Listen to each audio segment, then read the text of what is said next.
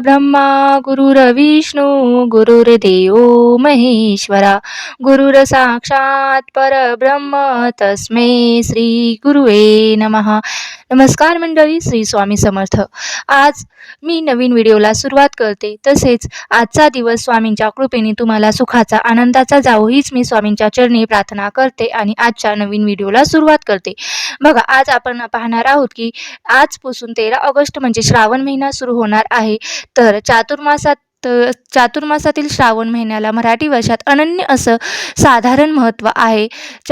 या श्रावण महिन्यात प्रत्येक दिवशी व्रत आणि या सगळ्या व्रतांचे वेगवेगळे महत्त्व हे श्रावण महिन्याचे वैशिष्ट्य मानलं जातं. आणि श्रावण महिना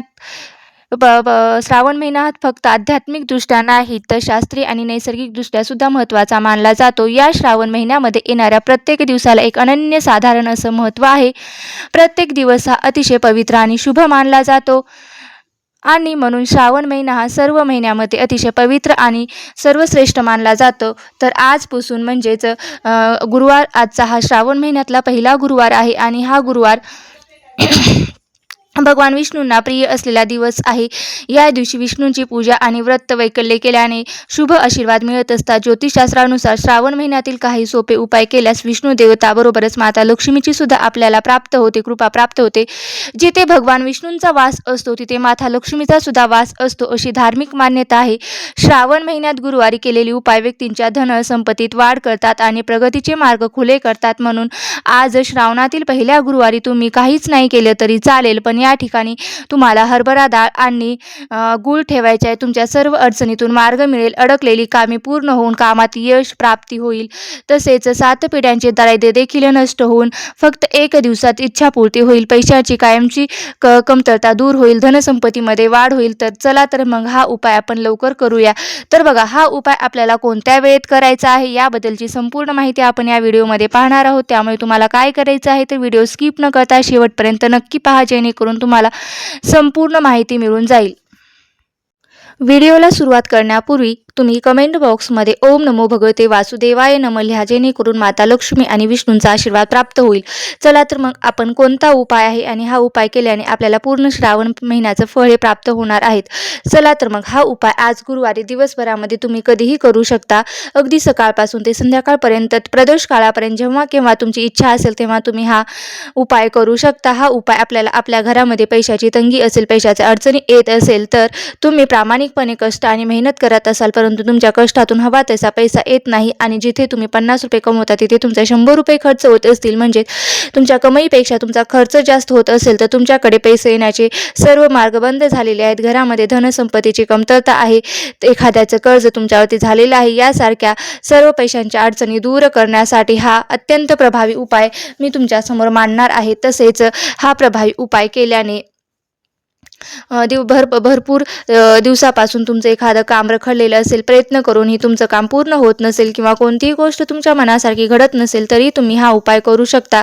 तुम्हाला प्रत्येक कामात यश मिळेल. तसेच भरपूर दिवसापासून तुमच्या मनामध्ये एखादी इच्छा आहे, ती इच्छा पूर्ण होण्यासाठी सुद्धा तुम्ही पुरेपूर प्रयत्न करत आहेत, पण तुमची इच्छाच पूर्ण होत नाही, तरी हा उपाय केला तरीही चालतं. नक्कीच हा उपाय जर तुम्ही केला तर तुमची कितीही कठीणातील कठीण इच्छा असू द्या, ती माता लक्ष्मी आणि विष्णू यांच्या कृपेने पूर्ण होईल.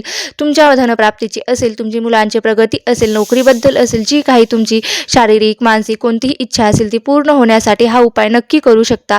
आता हा उपाय करण्यापूर्वी तुम्हाला सकाळी लवकर उठायचं आहे. बघा, श्रावण महिन्यातील पहिलाच दिवस आहे आणि तो म्हणजे गुरुवारने सुरू होणार आहे. तर त्यामुळे लवकर उठायचं आहे, अंघोळ करायचं आहे. अंघोळीच्या पाण्यामध्ये तुम्हाला गंगाजल टाकायचं आहे.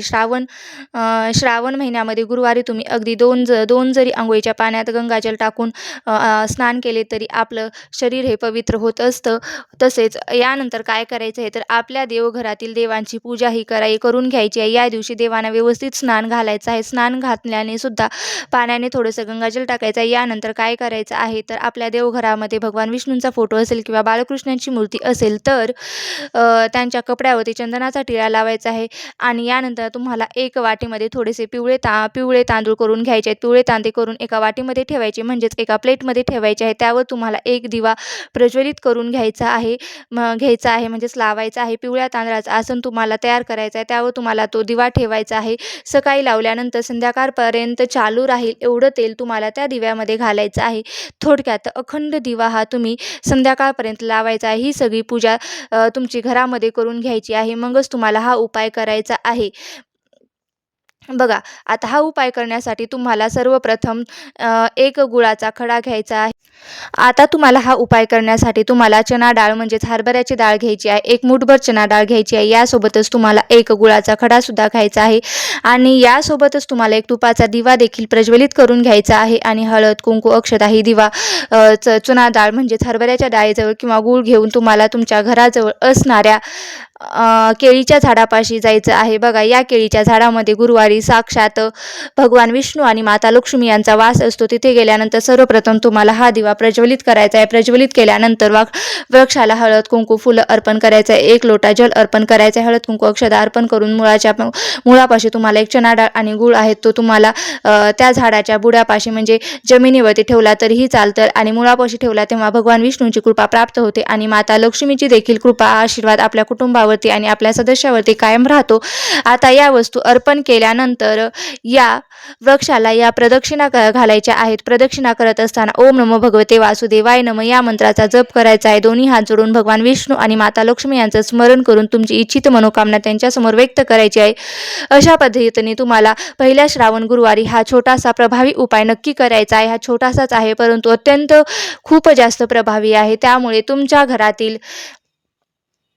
घराजवळ जे केळीचं झाड असेल तर हा उपाय तुम्ही आवश्यक करावा. त्याचबरोबर आज केळीचं सुद्धा सेवन करायचं आहे. एक तरी केळी तुम्ही आवश्यक खा कारण आजच्या दिवशी केळीच्या झाडाला तसेच केळीला या फळाला खूप महत्त्व आहे. जर आपण आजच्या दिवशी एक केळी जरी ग्रहण केली तर आपल्या कुंडलीतला जो काही दोष असतो, गुरुग्रह तो असतो तो म्हणजे जो दोष असतो तो कमी होतो आणि गुरुग्रह आहे तो मजबूत होत असेल आणि आपल्या प्रत्येक कामात यश आपल्याला प्राप्त होते. सर्व अडचणीतून आपल्याला योग्य तो मार्ग मिळतो. त्यामुळे तुम्ही उद्याच्या दिवशी आज एक जरी केळी खाल्ली तरी तुम्हाला त्याचं नक्कीच त्याचं हे यश मिळेल. आता आपण देवघरामध्ये जो दिवा लावलेला आहे त्या दिव्याखाली जे आपण पिवळे तांदूळ टाकलेले आहेत ना म्हणजे ठेवलेले आहेत ना त्या तांदळात काय करायचं आहे तर संध्याकाळच्या वेळी एक पिवळ्या रंगाचं कापड घ्यायचं आहे आणि ते पिवळे तांदूळ जे आहे ते थोडेसे त्या पिवळ्या रंगाच्या कपड्यामध्ये बांधून घ्यायचे. एक छोटीशी पुरसुंडी करायची आहे. पुरसुंडी आपल्याला धन ठेवण्याच्या ठिकाणी ठेवायचे आहे. जिथे तुमचे थोडेफार